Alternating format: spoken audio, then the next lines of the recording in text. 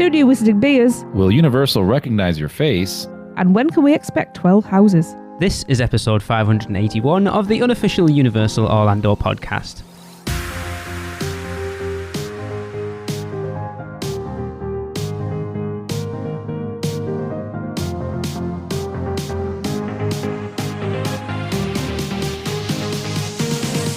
Hey everyone, welcome to the show. It is me, Lee, your host. We've got no Michelle this week, but...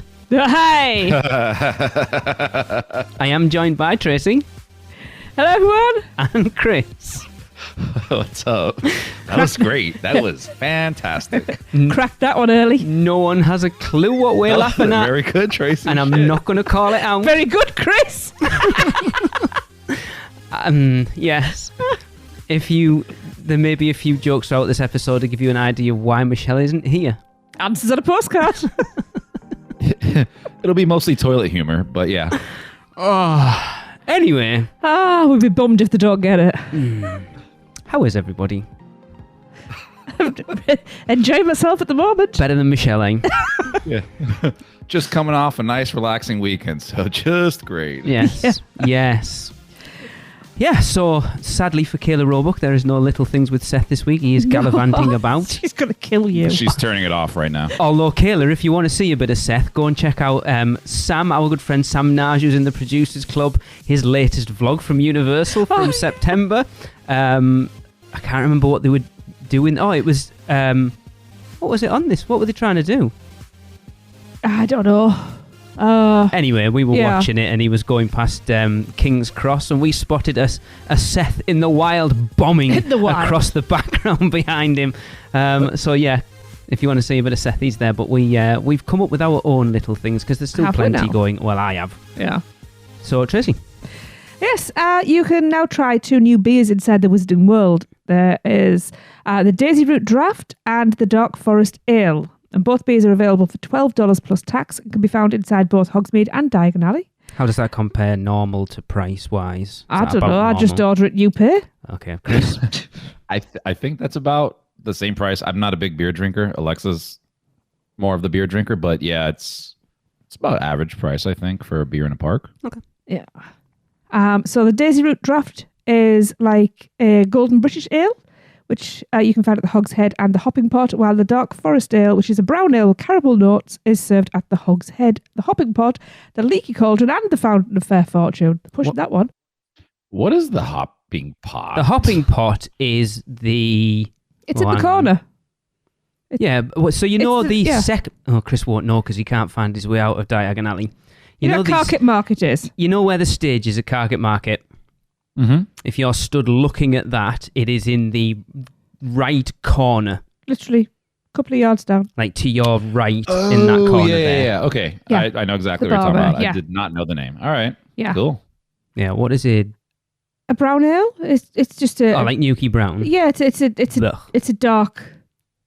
If it was coffee, you'd say it was a dark roast. It's a darker... Yeah, so what's a golden British ale? A lager? It's like a lager, but if it's an ale, it'll be hoppier and less fizzy. I am looking forward to trying those. Less fizzy. I don't know when that's going to be, but okay. We need another nice ruby ale. We need some money. Well, anyway. We always need that. Sure. Universal Destinations and Experiences has announced a new partnership with Visa and will introduce the new Universal Rewards Plus Visa Signature Card. The program will offer card designs featuring some of Universal's most beloved characters and provide consumers with exclusive perks and benefits, including the ability to earn rewards for Universal products, experiences, and travel. The card will be available in early 2024, and you can enjoy this is the same thing. Oh, yeah. You can enjoy a complimentary chef-selected appetizer with purchases of 2 or more adult entrees at lunch with your Visa Signature and Visa Infinite credit card at NBC Sports Grill and Brew, Twosome's Chocolate Emporium, and Cowfish. And purchase a pre-selected Universal branded backpack for $20 when you spend $40 or more with your Visa Signature or Visa Infinite credit card at participating Universal Studios stores and Universal Orlando Resort. Chris, do you have a Visa Signature or Infinite credit card? I have Visas, but I don't have any of these. Well, you can't have that one because it's not there, but the Visa Infinite, I don't know. Would it make, for the fact that you go a lot, would this make you get one of those credit cards? Probably not, but I'm also like not the target. I would just want one for the logos on the card, basically. Yeah. Okay. Like I have other cards that will get me way more rewards when I go to the parks. That's Okay. why I wouldn't get this, but it'd still be cool to have a Universal card. Okay. Not something that we can do. No, we don't get them over. I don't think we can have American credit cards, can we? No. We don't have an American address. Well, Unless you want to change that. We could. Yeah. You know what is funny? I still have, because I just never closed it. I still have a Disney credit card. Ugh, get rid of it. Yeah, it's like 15 years old. Whoa. And I remember I was like one of my only cards at the time, so I just use it all year. And we'd take a trip over to Disney. I'd use all my points to pay for like our meal at downtown Disney. It was fun. It was cool. Yeah, fair enough. That's why you've got to make them work for you, haven't you? Yeah. Mm-hmm. So we also have a new menu item that's been added to the Today Cafe, and it's Al's Butternut Squash Tart at $10.49. I have seen it. It looks amazing. It does look really good. So this is a roasted butternut squash, applewood smoked bacon, caramelized onion, Gruyere cheese, creme fraiche, and an arugula salad. I still hear that in my head. Arugula. Inside a buttery flaky dough with fresh fruit. Yes, I assume the fresh fruit is on the side. I don't know. We were watching it. You said you've seen it. It was on the Pew too when we were watching it, and there Yes. they had it. It looked really good. It looks very good. I mean, it sounds interesting. I mean, if one thing Today Cafe does, it's offer, unique sandwiches. Yes. Yeah, definitely. I've never known you go in there, actually, Chris. I've never heard you talk about eating in there. We don't go there that much. Not that we don't like it. We'll probably sometimes grab like a pastry or something. And then if we're starving, we'll get the Downtowner, I think it's called. I forgot. The Midtowner. The Midtowner. Midtown. There you go. We get that. But yeah, I mean, I like the place. It's just, I don't know. I'm not a big sandwich guy when I'm in the parks for some reason. Well, we spent 10 days on property and ended up eating in there like 4 or 5 times, I think. We are British. We just live on sandwiches, to be fair. There you go. Yeah. You know. I'll stand by the statement I made on our trip report. It is the best food for value on property, I think. I agree. Also, fantastic AC in there. So Yes. that's the thing. I just like people watching. It's nice to get one of those benches across the window and just kind of sit and look out at people. So otherwise we have to talk to each other, and who wants to do that? Or watch the that's on the telly. Ugh. Who wants to watch the Today Show? I do. All right. So Universal Orlando has also debuted a new dance show in the Hollywood area of Universal Studios, Florida. It is Gabby's Dollhouse Dance Party. Woo. And it takes place in front of Mel's Drive-In, where they perform a quick dance number before meeting guests. Oh, cute. It's very similar kind of to the drive-in and dance thing that they started recently. It's in pretty much the same spot, but it's not obviously on that scale. I think if you go on our Instagram, there's a brief video on there that Madeline sent me over that I posted. If you're into Is that sort Gabby's of thing. Dollhouse like a famous thing? Or? Oh, yeah. Lee watches it all the time. And it's like a toddler's. I It's see. a toddler's thing. Yep. I can see the draw for Lee. Yeah. Yeah. Moving on, Halloween Horror Nights is still ongoing, but that hasn't stopped Universal from releasing their holiday merch already. Of course, because all the shops have got it in. Why shouldn't Universal Maybe have Easter it in eggs as soon, well? I wouldn't worry. The new Christmas at Hogwarts line can be found in the Port of Entry Christmas shop, among other places, and it includes scented candles, dinnerware, a large Happy Christmas ceramic tray, a mug, a pillow, various stationery, Christmas ornaments, knitwear, and more. And again, I think there's a video reel on our Instagram sort of showcasing it all, and it's pretty cool, actually. But it annoys me because I wish they'd do generic Universal houseware stuff. No, like dinnerware and ceramic trays and crap like that. I want them Disney just do it. Exactly, and that annoys me. I'd love to have dinner plates and like Port of Entry themed. Salt and pepper shakers. I think people would buy it. I It absolutely annoys me. think. I know they would. Yeah. I know they would. Honestly, I think they used to do more of that back in the earlier days. Because I've seen, like, if you go on eBay, you'll see like random things pop up. Yeah. So I think I mentioned it before. I bought Alexa like a tape dispenser, but it's of Universal Studios, like a camera reel. So it's Fantastic. really That's cool. cool. And I've also seen like nice ceramic dinnerware plates of Islands of Adventure. They would be awesome. Yeah. Oh, Just with like the Islands of Adventure like logo on them, they would be amazing. I think they'd sell a crap ton of them. I'd buy it. Yeah. All right.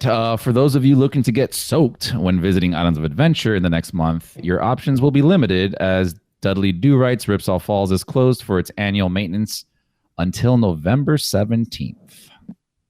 Okay. Goes down every year. It's always a longer one, isn't it? I can't even remember the There's last time a we lot of rode track, it. though. It doesn't feel like it was down that long ago. I know.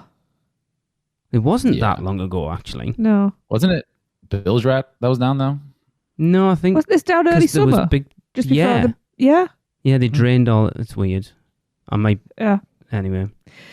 And having finally released the Islands of Adventure soundtrack to the clamouring public on YouTube, Universal... Not me, I've got it on CD, I don't need it.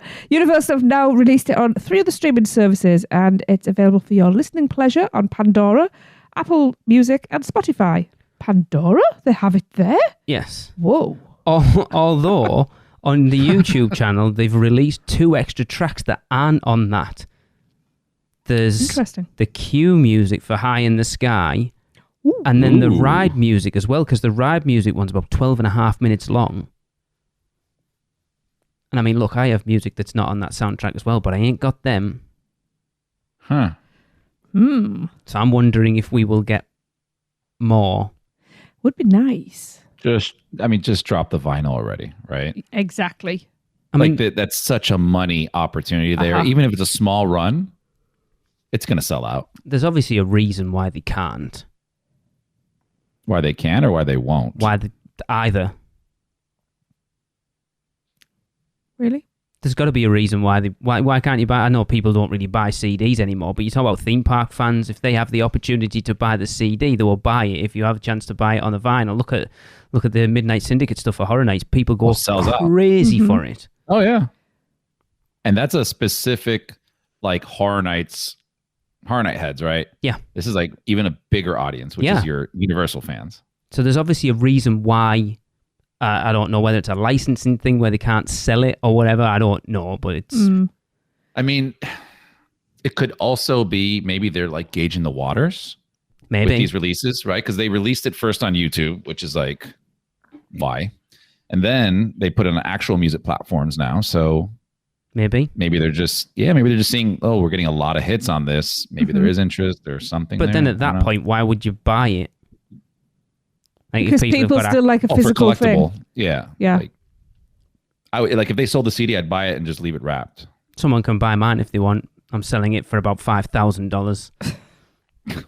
I would sell it for $5,000. It's half mine, so sort of. $2,500 each. Okay, sold. Yeah. You're buying it, Trace? No. I have to buy her half offer for $5,000. Okay. That was all the little things. I'm sure there's more. There's something about a zoning thing that's been going on. I will leave Seth to cover that when he comes back, because I'm sure he knows way more about that than us. But there is a big test that's a thing that's it's definitely bigger than little news. But Chris, you want to tell everyone about it? We kind of hinted at the beginning. Oh, yeah.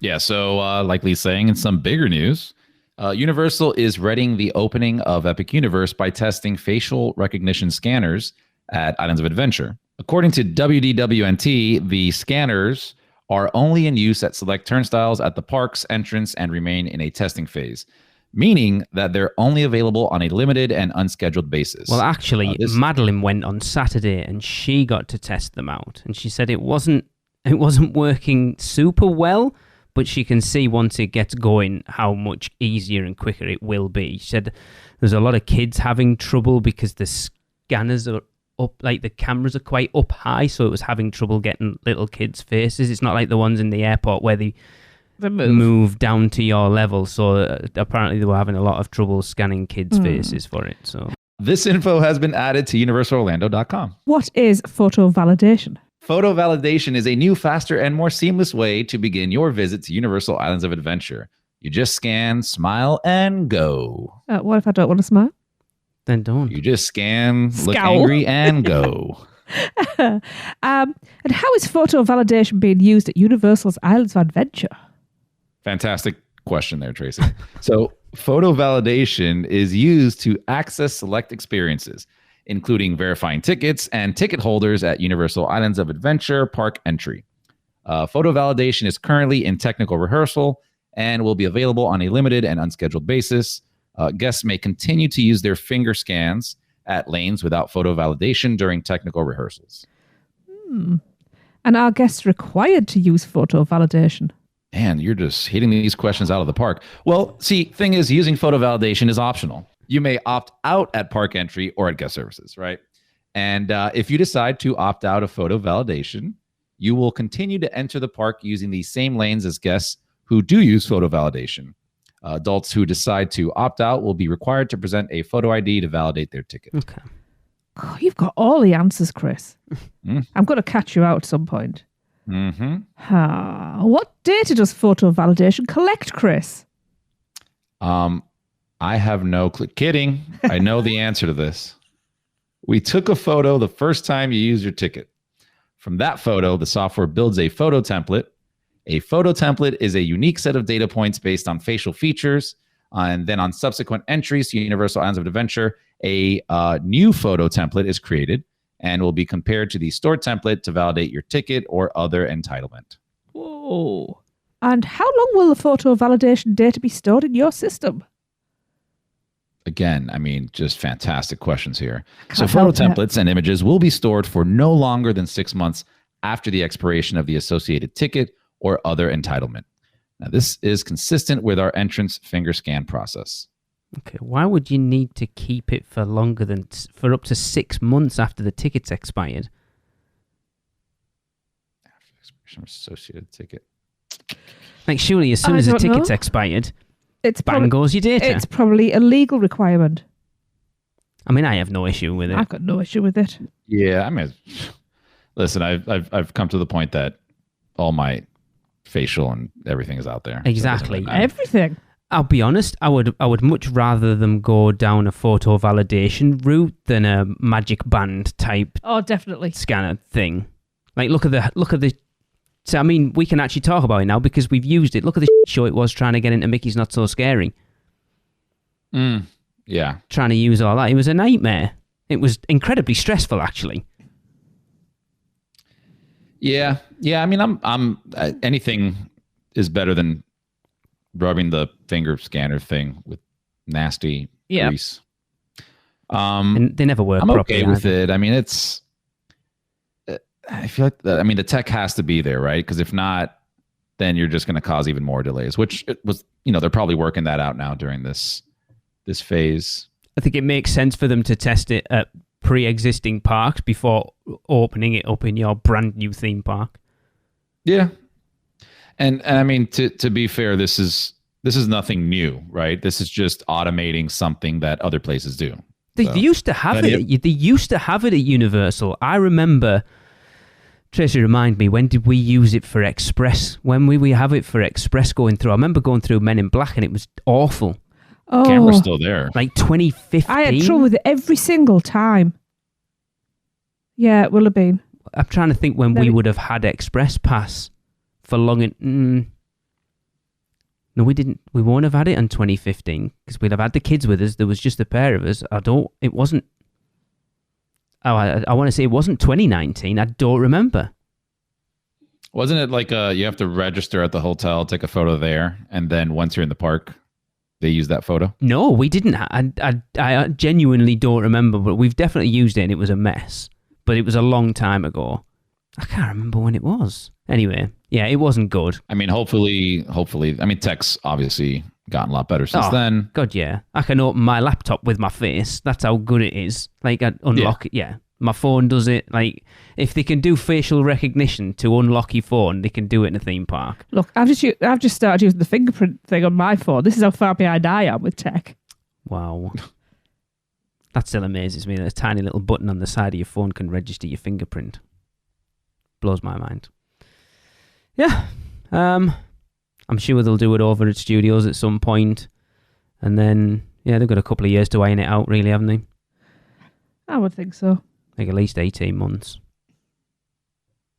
Yeah, I mean, it'll just be nice again, even at these parks, just using it. Because, if they get it down right, they figure out how to do, the best template for your photos so it works every time. I could see this expediting, the queues, the turnstiles in the front. Well, everything, because if you look at all that information they've given there, they've specifically said validate your ticket or other entitlements. They're obviously talking about it being express passes at least. I don't know, hotel room cards or something. I wonder if it's something that they'll bring into Halloween Horror Nights for entry into Horror Nights rather than having to scan a ticket. I don't know. It'd be interesting to see how far it goes. Yeah, I mean, it'd be nice if they implemented into paying as well for things. I don't think that's a good idea. That's too easy. It's easy enough as it is. Another thing as well, it's going to make it easier for them because the algorithm will be able to recognise the guests leaving as well, so they'll know exactly who's in the park. I think that's half the point, isn't it? For safety issues as well, that's quite good. Yeah. Yeah. Cool. Right. Moving on. Chris, please let everyone know how to get their house rankings in, because I am the only one privy to the listener top 10 at the moment, and I am not liking it. And it needs to change desperately. No. He's despairing. I am very upset with a lot of where a lot of those houses are right now, so please let everyone know how they can affect... Okay. Oh, yes. You will be... yeah. People, please send us in your HHN house rankings list from 10 to 1. And you can send those into podcasts@uuopodcast.com. And hopefully it'll fix whatever's going on right now with Lee's list, because I'm not liking what he's saying. I mean, we've had enough in now. I generally say that you get about 20 in. And once you've got about 20 in, where they are generally is where they are. There may be a couple might switch. And I mean, it's weird, looking at people's rankings. You've seen people who will have one house at 1 that someone else has got at number 10. It really is a divisive year this year. I've seen Chucky's at number 1. I've seen people with Chucky as high as number 4. So what I will say. You do discard those entries, right? Unfortunately not. Let me have a quick look at the current house rankings. I'm not going to give it away. So I'm going to look at Chucky very specifically. Someone had it at number 4, someone had it at number 5. But then it's houses where someone's got one number 1 and someone else has got it at number 10. It's all over the place. It's the number 2 that's killing me right now, and that's all I'm saying. You mean what's currently sitting at number 2 from the listener submissions? I'm not telling you, because I think that's probably where it's going to end up, and I'm very disappointed by it. Anyway, Tracy, time for some Producers Club birthdays. Yes. Oh, look at that, Tracy. She's been busy. I have. Wow. Yes, it is time for some Producers Club birthdays. And, these are our Halloween babies, I've just realised. Well, kind of. They are. There's the next lot are going to be December babies, aren't they? November. That's what I meant. I'm just too eager to get to my own birthday. That's what it is. Right, we are going to kick off with October the 19th, and that is the wonderful Willis Ward's birthday. Happy birthday, Willis! Happy birthday! Happy birthday! And then the following day, on the 20th, we have the delightful Denise Harrison's birthday. Happy birthday, Denise! Happy birthday! Happy birthday, Denise! On the 22nd, we see the birthday of the terrific Thomas M. Bernal's birthday. Happy birthday, Thomas! Happy birthday! Happy birthday! He's given full name there. I'm trying to figure out. He always puts it as that, so I always leave it in as that. Okay. I wonder what the M stands for. Is it Margaret, do you think? I doubt it. It is now. Thomas Margaret Bernal. I think it sounds really good. It rolls off the tongue. Happy birthday. Happy birthday. Have a new name. On the 23rd, we have the very lovely Vicky Dawson's birthday. Happy birthday, Vicky. Happy birthday, Vicky. Happy birthday, Vicky. Look, that was a difficult one. Trying to find a V word. And then on the 26th, we have the amazing Austin Cleary's birthday. Happy birthday, Austin. Happy birthday. Feliz cumpleaños, Austin. There we go. And then we have birthday triplets. This is the 28th of October. Our final 3, we have the jubilant Jason Montegood's birthday. Happy birthday, Jason. Happy birthday. Happy birthday. And the jocular Jeremy Frable's birthday. Happy birthday, Jeremy. Happy birthday. Happy birthday. And finally, last but not least, we have the dazzling David Ross's birthday. Happy birthday, David. Happy birthday. Happy birthday, David, and you triplets. We've met quite a few of those people, actually. It's quite nice. It is. So happy birthday, everybody. I hope you have lots of fun, make lots of memories, and eat lots of cake. Yeah, I'm going to push the Producers Club while we're talking about it. If you want to be part of that cool little crew, drop us an email at UUCult, UUOPproducers@gmail.com. There's a private Facebook group. You will get at least two exclusive giveaways, one of which we still haven't done. The stuff that Tracy brought home from Universal Japan is still sat behind me waiting to get. So if you get in quick, you might get in on that one. The thing I am excited about most this year is the exclusive podcast that we're putting out there. I'm going to call it out. We're doing myself and ChatGPT have been co-writing some UUOP sitcoms. We've released one already. There's one I'm halfway through putting together. I do apologise. Oh no, they're awesome. I think it's so funny. We're doing a Christmas special that I've just got ChatGPT to write, so I need to go in and just tweak it a little bit. It's hilarious. And then there'll be some merch this year, which for those of you currently in the Producer Club, hopefully should be going out this week, at least in the US ones anyway. So yeah, that email address is uuopproducers@gmail.com. Come join the fun. And even though she's not here, of course, we would be remiss by not going to an ad break to hear from our wonderful sponsors, Podkey Vacations. Man, we need a vacation. Oh, I got this.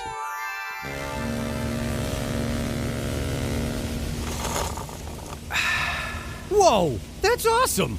But I was thinking something a little more adventurous. Okay, how about this? Yes! And how about some relaxation from Mama?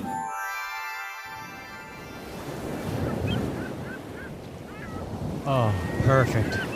How did you do that? Easy. Portkey Vacations. For your next vacation, let Portkey Vacations take away all the guesswork and stress of planning. From air and hotel to theme park tickets and everything else in between, they've got you covered. Just visit PortkeyVacations.com and touch the Portkey to get started with your free, no-obligation quote request. With just one touch, and Portkey Vacations will magically take you wherever you want to go. Welcome back, everyone. We are back from the break, and of course, we come back from not every break, but every other break with a bow, pick a bow, bow, and this one comes from Nicole. Bow. Pick a bow, bow. Bow. Pick a bow, bow.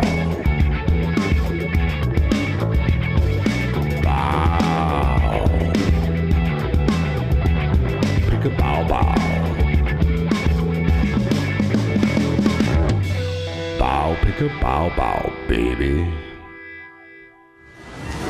So this is Nicole Hubbs, and we are at Universal at the end of September, and I just got a Bend the Bow, and it's my first time having a bow. So that was a new experience, but I got the shrimp bow, and I thought it was excellent. I really liked the spice on the sauce. I didn't expect the avocado to go so well, but I thought it was very good. So for the first time having a bow, I would give it a 5. I would give it an oh hell yeah, because it was excellent. Thanks, UUOP. Thank you very much. I like we're introducing people to Bend the Bow as well. Me too. Not everyone likes it. Poor Kayla obviously took one for the team because she's gluten free and went, and it was horrible. Yeah, and it wasn't worth it. But yeah, you can still get them in. We're still going with this till the end of the year. So, Chris, how can people do that? Well, you're going to go into Universal. You're going to go to Bend the Bow. You're going to go order 1 or 100 bows. You're going to try them. You're going to record yourself reviewing, and you're going to send that in to us at podcast@uuopodcast.com. And we will play your recording and rank them and give you a final rank when we're done. Yeah. It's coming together. Yes, it is. But Tracy, we've already announced it on this show, but of course we want to give people the opportunity to get them in early, so we've got a good slew of them to get started in the new year. So how can people get involved in next year's? Yes. So next year's debate, which stick gets my lick? that title is not lasting long. In fact, it's evolved already in my head. Because... Really? Oh, yes. Well, what I already changed it to? Lick my stick. Yeah. Now it's gone very northern. Lick me stick, love. Anyway, that's what she said. So yes, if you want to join in and get yourself ready for next year's debate, get your recordings in. But first of all, you've got to do some stuff. You have to go to lick some sticks. Yeah, you do. You've got to go to the Freeze Ray Pops in Minion Land. Try as many of the pops as you can or want to, and record yourself ranking them out of 5. 1 being blah and 5 being Oh, hell yeah. And get those recordings to us at podcast@uuopodcast.com. Bonus points for posting a little video on Instagram of you doing your best northern accent. And licking the stick. And saying, lick me stick, love. All right. Because that'll just really cheer me up. That would be funny. Yeah, and tag us in it. That would be cool. That would be cool, actually. I need to see this. Okay, right. So as we know, there hasn't been a lot of news coming out of Universal recently, so I've been trying to come up with ideas and things to fill shows. I've got one that I'm leaving until next year, and this one I was like, I know. I came up with a few questions that could potentially just be quick answers, or they could be debatable answers. I don't know. And then suddenly thought, I don't know, I'm going to throw it out to the Producers Club.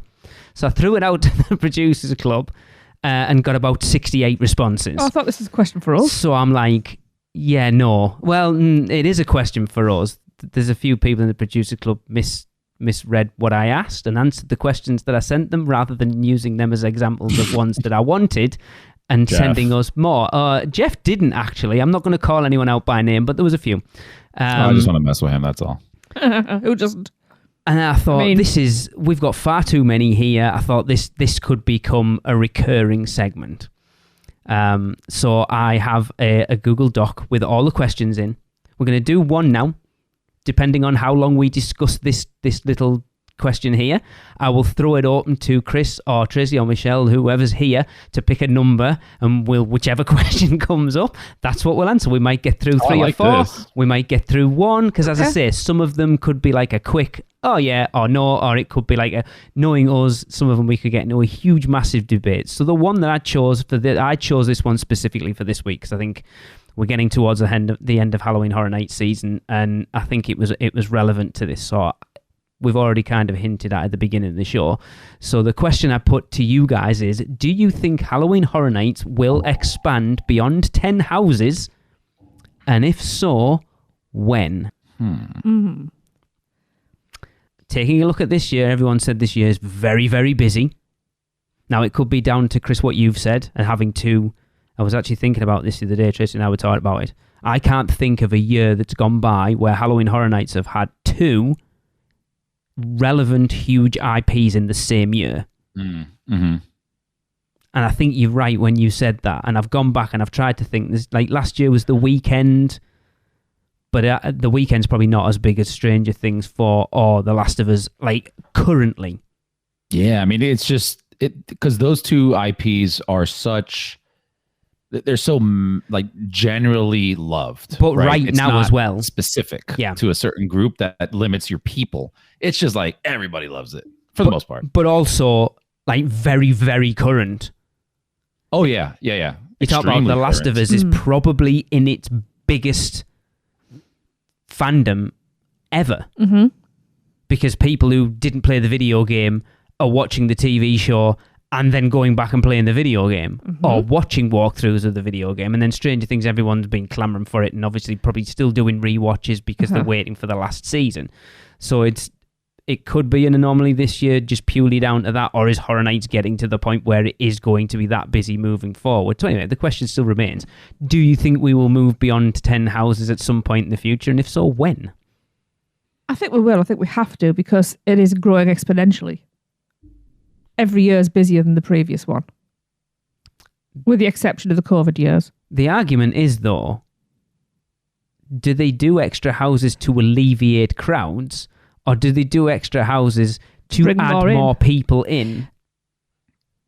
Surely there's a limit to how many people can come in, though, and they must already... That's a good point, actually. ...be hitting that limit. So we're either going to have year-round horror nights by that token. But what I want to know, what I'm thinking is, where are they going to put extra houses? Well, let me just say this. I agree with Tracy, a couple things that she had mentioned. I think the parks themselves, Horror Nights, right? I think it's basically maxed out at capacity as to what the infrastructure of that park can handle. So, the bean counters are going to be like, yeah, let's add 2 more houses because we can bring in 50,000 more people. Well, you can't, right? Like the parking lots, like all that stuff sucks already. Mm-hmm. So you're not going to have any more influx of people coming in like that. I think it would make sense to add more houses to alleviate all the complaints people have, which some of them are justified, I think, of how long waits are there, how crowded things are. Like you got to try to disperse more in there. I don't think you're going to add a lot of a lot of headcount in there when you're bringing in more guests. But maybe they'll be, I don't know. Wishful thinking is maybe they'll be forced to do this because they're getting such negative feedback on how bad lines are. And it's not just Orlando. Hollywood's having the same exact experience right now, too. This year, we watched, again, the Pew 2, and they went out for Hollywood. Those wait times at Hollywood are way worse than Orlando. Oh, yes. Dude, it's way worse over there. I've been watching so many videos on like TikTok and Instagram Reels. It is insane. Like, it almost makes me feel happy, like, to have Orlando next to me. Yep. But I don't know, man. I don't think they can bring on that many more people. And we've said it before. I don't see this moving to Epic, and it doesn't work that well in islands unless you take a chunk of islands, and you can very easily and connect it to the other park. But then you still have the problem with Marvel and Seuss. That's right there.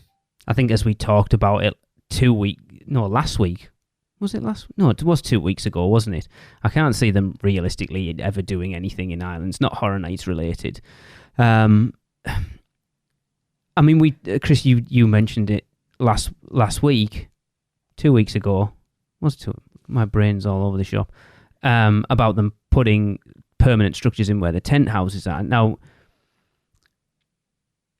I'm trying to think back to 2019 because wasn't there another tent on the left-hand side of Men in Black? Yes. So where's that one gone? What was there in 2019? Because there was Depths of Fear. I don't know what... House of 1,000 Corpses. That's what yeah. Yeah, I think... yeah. But there wasn't anything there this year. No, I think that tent was only that side that year, but then there's not another. There must have only still been 2 tents. They must have just put that one in a different. Here, I'm looking back there right now. What are the 2 tent houses this year? Oddfellow. Yeah. And the blues one. Yeah. Yeah. Darkest Deal. So 2019, what were the tent houses? Depths of Fear. There was Depths of Fear, House of 1,000 Corpses, and House of 1,000. Nightingales. Oh, yes. Yeah, so there was 3 out the back there at that point. So there must be room to put another tent house back there. Uh-huh. So there's 11. As far as we're aware, they still left that second Shrek theatre there, where they used to be, like where Killer Clowns was that year. There's 12. I'm just going to float this out there. We're really not hearing anything about the escape rooms anymore. That's gone very quiet. They're not going to put anything in there, though. Convert it a year-round house. I mean, you're right. I don't hear anybody talking about those escape rooms. No, it's like let's just not mention it. It'll just go away. I told you those days are numbered for that thing. It's really sad. I think it speaks volumes. And honestly, there's 2. You've got 2 options in there, 2 houses, which means when you want to strip one out, when they need to strip one out and I don't think they're big enough for it to be 2 houses. Just mini houses at the Taster. I will say it's very, it's pretty small in there. Like I don't know, it'd have to be a micro house if that. I think that'd be fun, actually. I think it's very telling that Tracy and I, who host the longest-running Universal Orlando podcast, haven't bust a gut to get in those escape rooms. I'll be honest, I forgot about it. I hadn't. I've heard nothing from listening to Chris and the guys to make me want to shell out $50 a piece to go in. Yeah, I mean, visually beautiful. I mean, you don't hear anybody raving about it. No. It's just like, yeah, it's there. I mean, it's, again, we enjoyed the aesthetics of it. There was a lot of things we did like about it, but repeatability for me, 0. Yeah. Almost. Like I like you said, I don't even think about it. No. And Universal's pushing it hard too, like when you're in the parks with all the signage, the discounts, really? this, and even I told you this. I'll be honest, I didn't notice, and if I didn't know it was there already, there'd have been nothing that jumped out at me that made me go, oh, there's 2 escape rooms in the back there. So it wasn't the last trip. It was probably like 2 trips prior. So I don't know, a couple months ago, whatnot. That trip, I remember looking over to Alexa and we were just talking. I'm like, they're really pushing this thing, because if you were walking down City Walk, they had giant signs, ads, and all over that they would put in the way of walkways. So you have to walk around this thing. It's not casually there. It's like in your face. Hey, we got 2 escape rooms. Go check it out up here, 2nd floor, City Walk. And I'm like, man, you don't really ever see that in the parks, not like in your face like that. So that's when we were like, they may be having trouble getting people going there. And then I think it was the next trip we went out where we met up somebody, and then we were hanging out, grabbing a drink at the bar up there. And we were there for maybe an hour. Oh, you said, yeah. Yeah, and like only 2 groups. I forgot how many. It was like barely any. I looked over at Alexa. I'm like, notice how quiet it is? Whereas on a normal day, it's like every 5-10 minutes, a new group is coming out. Yeah. But going back over, my concern... So, I'm going to answer the question and say, yes, I think we will see it expanded. But I don't think we'll see it expanded until after Epic Universe opens. And it's something that's been brought to my attention very specifically this year with Halloween Horror Nights. From having conversations with people, and I think I've mentioned it on the show, about how the budget is split. So the budget for Halloween Horror Nights is the overall budget, and we'll probably talk about this a little bit more next week when we get on to talk about the scare zones and the tribute store and all of that, the hotels and stuff. But the budget is the budget, and then they choose how they want to split it. My issue would be if your budget is the same as, so say next year's budget is the same as this year's budget, and then they're having to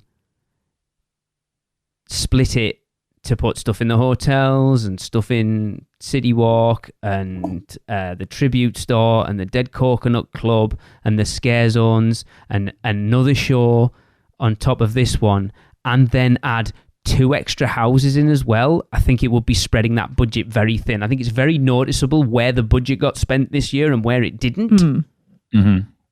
Oh, and yeah. it would worry me that they were then trying to add 2 extra houses in, or even 1 extra house.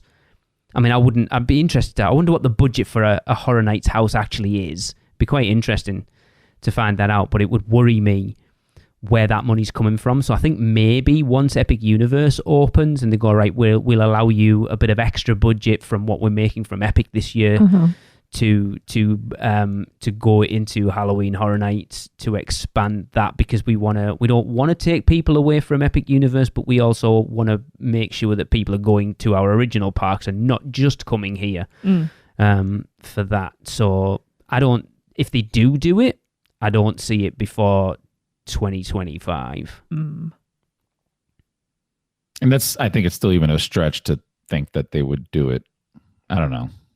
I know what you guys are saying. The problem is you stick extra houses in there, they bring extra, because they're going to bring extra people in. They've got to justify. But there is a legal health and that's safety the thing. limit. But what I'm saying is, they're not going to budget. They're not going to put 2 extra houses in, or even 1 extra house, and not sell more tickets, because there's no budgetary reason for them to put an extra house in when they're not making money off it. That's the sticking point. If you go that they can't put another house in and bring extra people in, because the crowds are, the passes, like all the passes are sold out, the parks are maxed out every night, so they're not going to put a house in and not and not have that extra people into. You're not. Justify. There's no cost in investment. What is it? Return on investment. Yeah, there's no return on investment, because you're spending money on an extra house, but you're not making extra money off it. But there is when guest satisfaction's going up, and happy guests do spend more on food and drink. I don't think it. I think Horror Nights people are Horror Nights people and spend money regardless when they're there anyway. That's exactly what I was trying to hint at earlier. So, like, let's all be serious or real here, right? All have love and an affinity for the park, but at the end of the day, it's also a business. Yes. Right. And then the people up above are going to run the business how a business runs. So nobody there is going to say, well, out of the goodness of our heart, we just want to give you 2 more houses with no financial intent behind that. It's just not realistic. But the other thing I was trying to hint at is, if it gets so bad, to where you have these surveys and guests complaining, then maybe it turns into a situation of, hey, guest satisfaction is down 50%. We have to figure out a way to bring that up. Maybe it's adding new houses.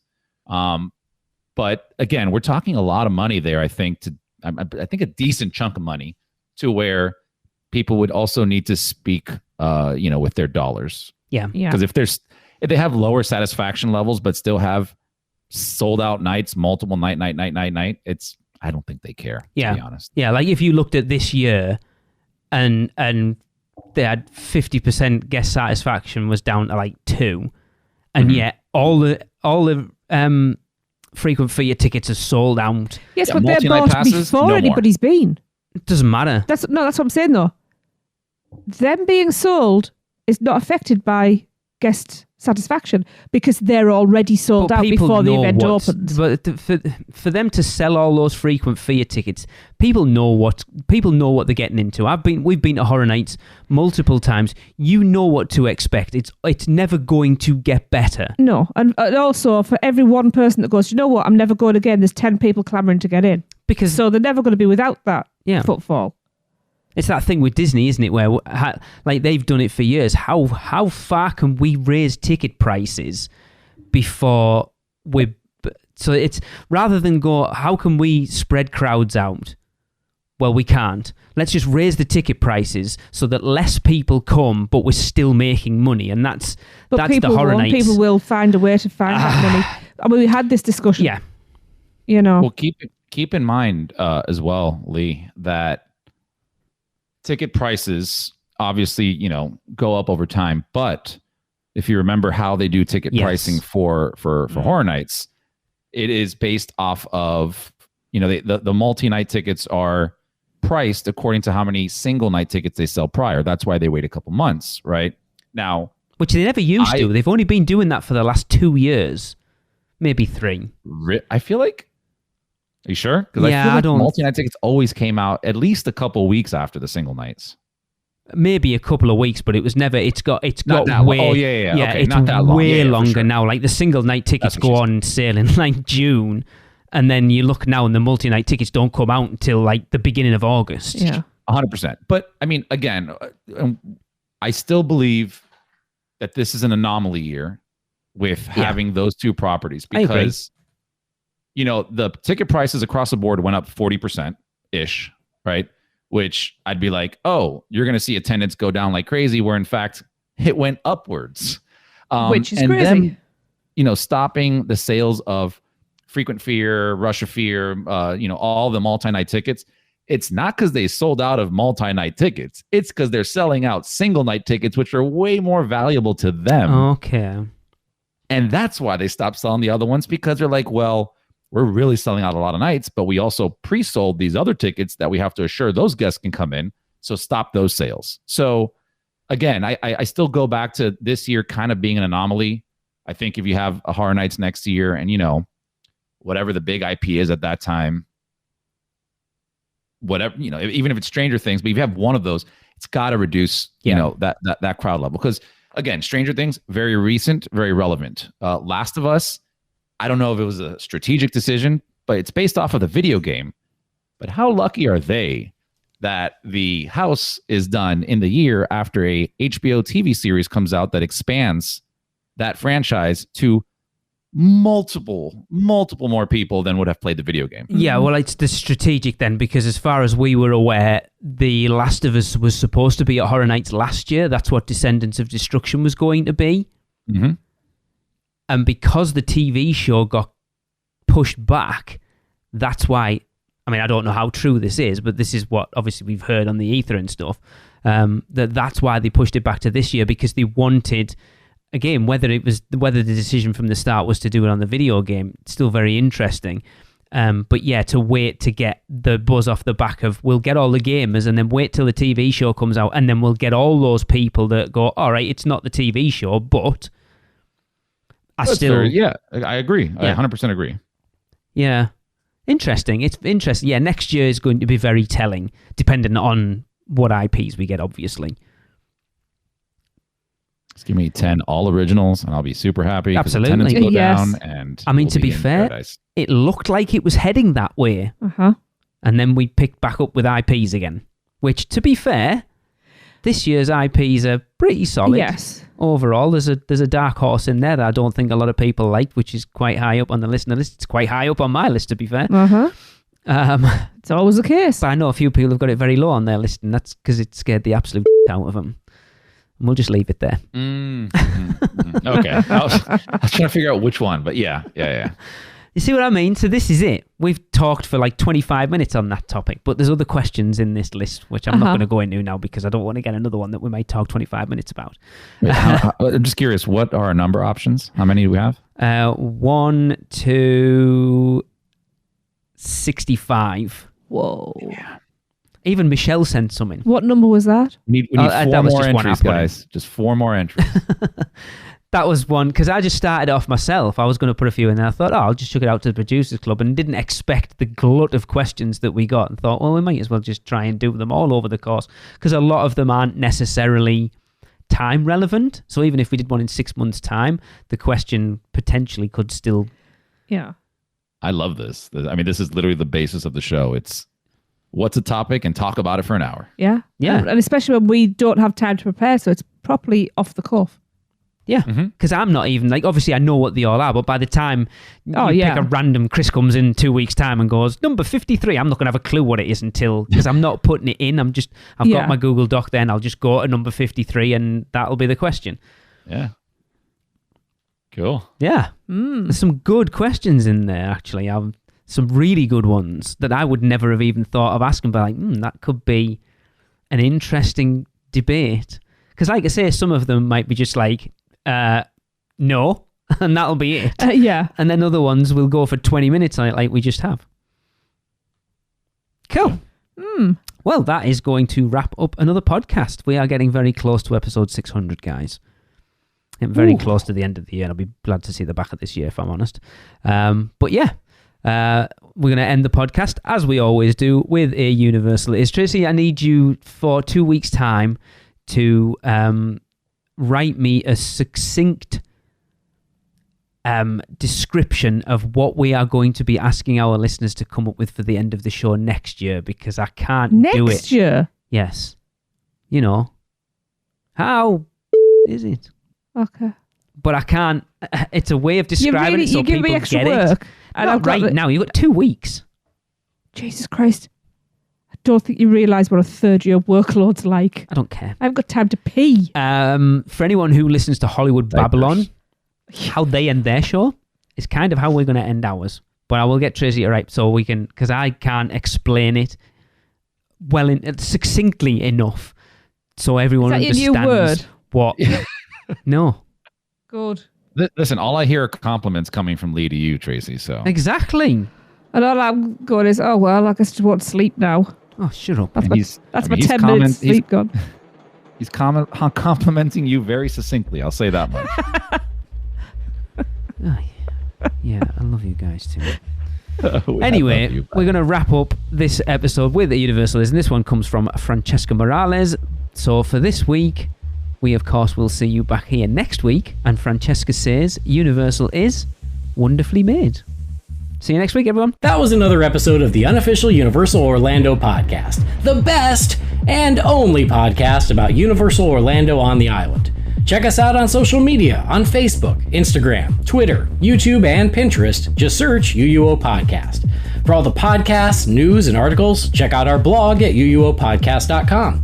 Contact us at podcast@uuopodcast.com. Join the Producers Club by emailing us at uuopproducers@gmail.com.